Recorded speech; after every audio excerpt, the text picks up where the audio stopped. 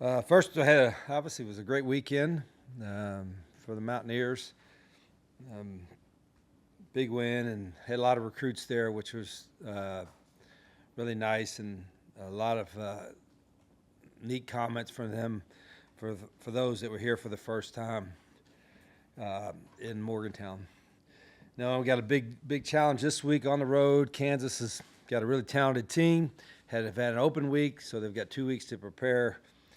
The new stadium, all that goes with it, with their Big 12 opener against us at home. So we got to, after Sunday, kind of turn the page from last week and get ready to play a good football team on Saturday night.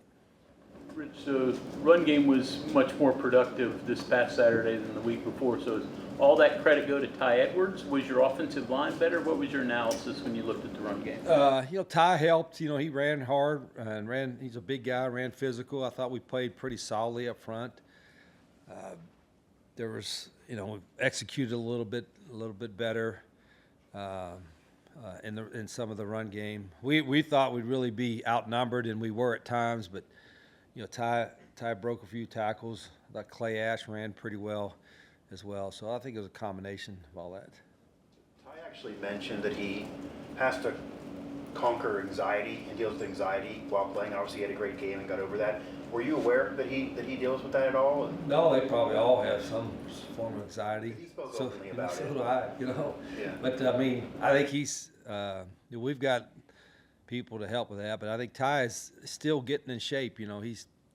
I think the hardest thing with him was, I don't know how many times he carried it. I don't count, but he probably got a little tired there, and he's not used to that much of a workload. So I think as the season goes along, he'll get better and better shape. But that environment with anxiety also, that couldn't have been easy either. So. It was a great environment. Yeah, and I think sometimes we forget that even if you're an older player like Ty, you've been around a little bit, it's a lot. It's a lot on these guys. So that's just one reason, to your point, that we try to, I don't want to say put pressure on them in practice, but try to create as much of a practice and environment that asks for them to do their best all the time, so the games are second nature. But you're not going to duplicate a practice atmosphere like we saw Saturday. So that was pretty neat. What do you see from Kansas defensively, and what do you know about DK McDonald? Yeah, just been doing our research. Got some pro experience. They do a lot. They're very similar to us defensively, from the standpoint is that there's, some teams you'll see a certain base defense, mostly first, second down, third down. You'll see all the exotic stuff. You'll see a lot from these guys on every down. And so, again, with the 2 weeks, there's going to probably be some things that we hadn't seen that we got to be prepared for. Now, the only good part for us is that our defense does a lot of that too, so we saw a lot of different stuff in camp. But it's going to be – I know we're going to see some stuff Saturday that we probably hadn't seen in a while. We got to make sure we're ready for that. Would you discuss the challenge of new coach, new system, and putting together a whole new offensive line? How difficult a task is that? Bob, that's the hardest part of, one, our guys don't have a lot of game experience, particularly up front in the O-line, but they're all freshmen in the system. So sometimes I forget when we go on like, hey, if this is happening, we need to do this, or we make this adjustment. And I'm like, well, shoot, these guys have never made any adjustments yet. This is truly the first. They're like truly all freshmen, other than a couple guys that played for us at Jack State. They're all freshmen in the system. And so I sometimes have to tell myself and our offensive coaches, hey, we got to dial it back now. These guys they're not seasoned veterans in knowing this is the thing we do to fix that or fix this. And that's the hardest part when you're playing with so many new guys, in particular your first year. Year two is going to be a whole lot easier because you're going to have a handful of guys, maybe have not all of them, but you'll have a handful of guys that have been in it. And then year three, you're going to have more of it. And, by the time you get to year four or so, there are going to be many of your players grown up in your system, and that makes a difference, I think. What's your origination of the 9 offensive lineman formation. Did you see that somewhere else, or did you invent No, it? we did something similar to that the last couple years. We had 8, and I'm like, why have 8 when you can have 9?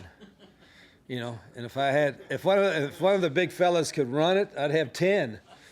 You know, yeah, I actually asked those guys if any of them had played running back before, but yeah, they've been waiting to use that one. The big, we call it heavy.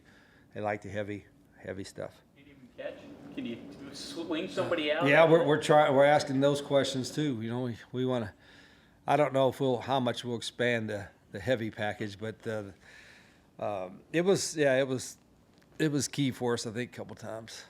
Do you have to declare those guys eligible when you? No, not like the pros. Not like the pros? No, they can just put them out there. Now they have an ineligible number that you can't go out for a pass or anything like that. But you don't. In the NFL, you have to declare it. The first 3 games, you've kind of mentioned that it's your time to really learn about your team. You feel like this past weekend you learned a lot about your team? Yeah, I think for a multitude of reasons. One, you know, you're playing a game into overtime, and it's obviously a tremendous environment, a tight ball game, really loud, really intense, and so you find out a lot about that. But you don't want to make a judgment just on that either. You know, good or bad. You know, I think sometimes, you know, but every experience they have, I think, is going to help our guys grow, and it's going to help us learn. So, yeah, I'm glad we won. I'd rather learn from a win than from a loss, but you learn a lot from your losses too, and that's what we got to make sure. I got to make sure that we're prepared for that, because it's a long season. We're going to have a lot of tough ball games, and we got to try to learn as much as we can from about our guys every day. After the game and Nico's performance and leading the comeback, you called him a winner. You mentioned that Nico Marco was a winner. What does it mean to you, and what goes into a player just being a quote-unquote winner? Because people look at stats, analyze sports today with analytics, things like that. Yeah. Maybe the stats don't always line up that Nico's elite, but he has won a lot of games when he's been in there. Well, I just, from his attitude when, you know, typically, and I think I mentioned this after a game, when somebody's in there and then you take them out and put somebody else in, you know, they could go in the tank, or they could go and pout, or, you know, and not be engaged anymore in the game, whatever. And he didn't do that at all, of course. You know, he stayed engaged in the game, and when he got his opportunity to go back into the game, you know, he did a great job. So, you know, that tells you that he's made the right stuff. And other guys too. He wasn't the only guy we took out and put somebody else in. But the quarterback's the one you notice, right? So really proud how he stayed focused and made the most of his opportunity in the last 5 minutes. Rich, on the heavy stuff, it's not as simple as bringing in like the next 4 guys on the offensive line, is it? Because I think you moved Chemo to the backfield, but the 2 guys on the right were totally new, right? Yeah, I mean, we wanted Big Donovan, who's, like I said, you know, 2 hamburgers shy of 400. We wanted him to be in the lead spot, and Chemo's a really athletic guy, so he was playing in kind of the fullback position, I guess what you'd call it. So, but yeah, we may continue to look at different stuff with that. That was fun. And then when you're bringing in so many players in different levels of football, how do you account for levels of competition and when they translate? And then it also differs position to position too, I would guess. Well, I mean, the games aren't the first time these guys, if you're talking about guys that played at lower levels that playing here, the game's not the first time they've done that. They practice, you know, they practice, and, you know, for the first time from a guy that came from a Division II or 1AA school, maybe the first couple practices might seem a little fast for them, but if they're what we think they are, they'll adapt pretty quickly. And that's what the guys we have here. We have a handful of guys that were played at lower levels that adjusted pretty quickly. I had that, you know, last year. The best running back in Conference USA was a Division II guy that we had, and wound up running for well over 1,000 yards and being the first team all conference. So we make a judgment on that based on what we see, and we hope it matches up when they get here. And sometimes you miss, and sometimes you hit. We thought Ty was going to be a good player. He obviously got a late start, and he's still learning, but he showed some glimpses, of course, Saturday, what we thought he could be.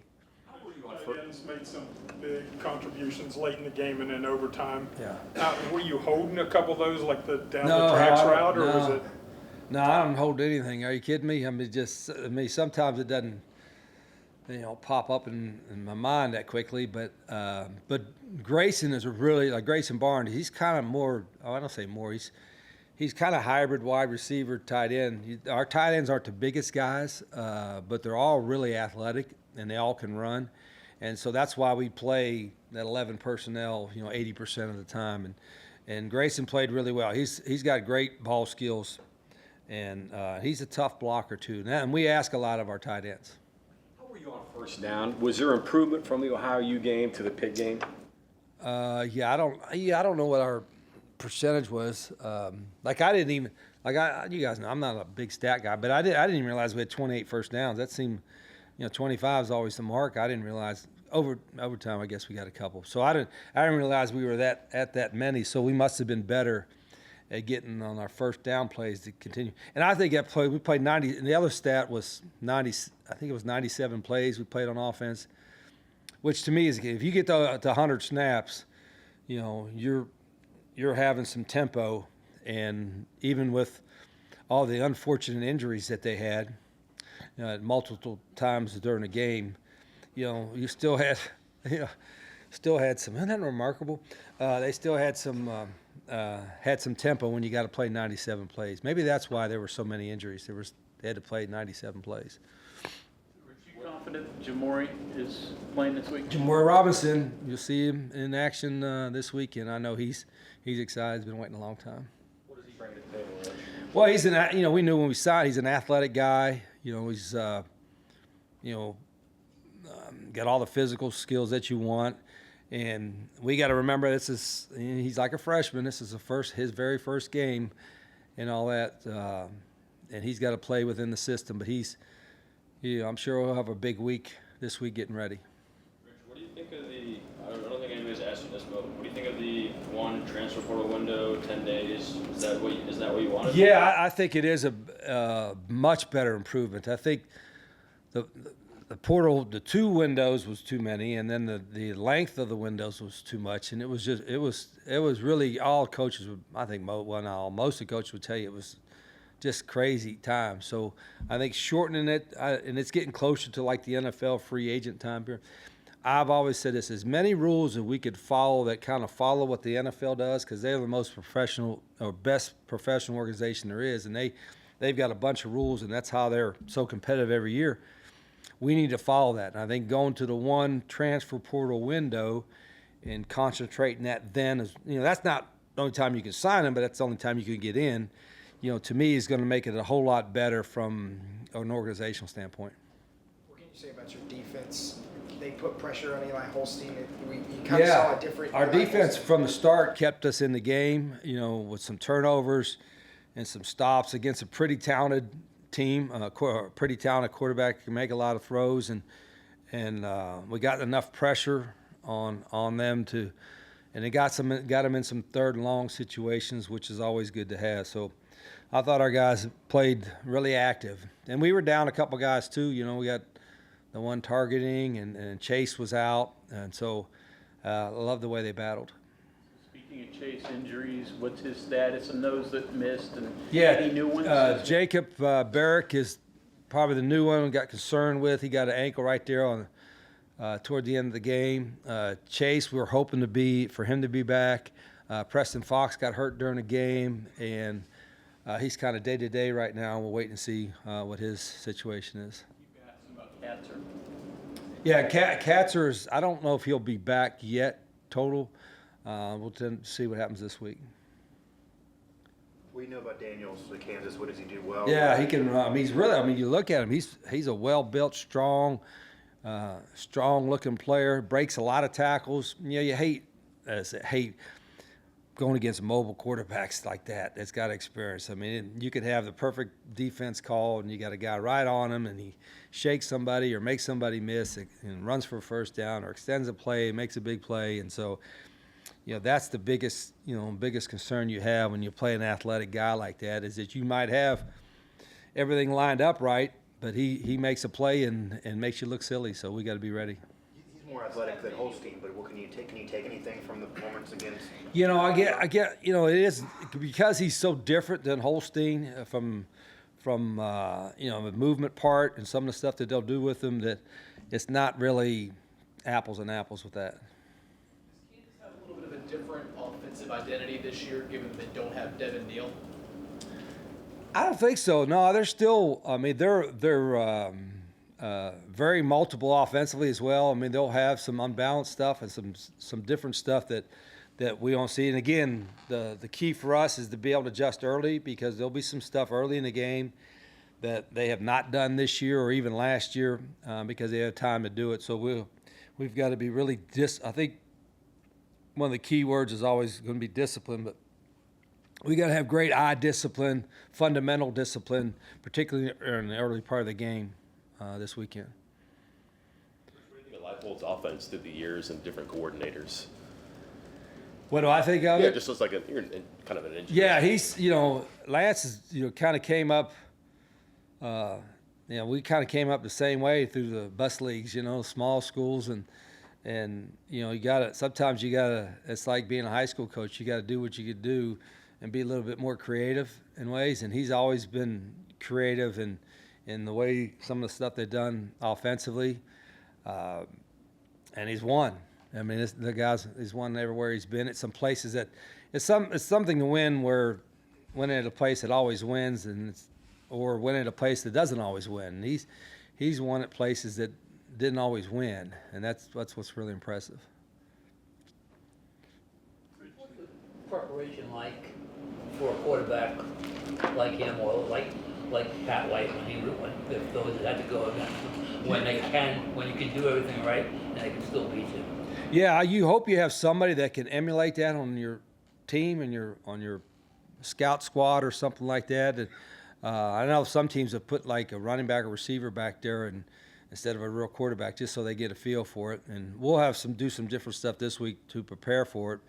But we have a couple pretty mobile quarterbacks, so our guys have seen it in camp. But it is different when it's game speed and a couple weeks ago, we played a guy that was really athletic and gave us problems when scrambling around, extending plays, getting first downs, and we can't allow that to happen with this guy.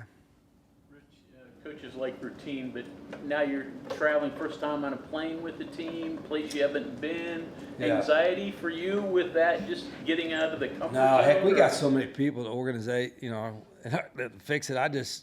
So what seat am I on the bus, and what seat am I in a plane, and here's the itinerary. It's not like you obviously like to. I'd rather just bus an hour away and play somebody, rather than getting on the plane and doing all that. It's never easy to travel from that regard. But there's also when you do travel, everything's a little bit smaller. It's kind of easier sometimes to get focused in because it's just your little group, and you don't have recruits to host and do all other stuff. So there's some more time you could actually have with your players on away trips, believe it or not. How difficult is it to get them to refocus and move forward? Yeah, that's going to be the key. That's why we talked about it Sunday. They have Mondays off, so we saw some of them yesterday running around the building. But today, if there's any kind of hangover, whatever you want to call it, from the last game, I'll probably notice it early in practice and get that corrected as soon as we can, because our practice doesn't change. We're going to practice the same way with the same type of, I guess, hope, focus, and intensity.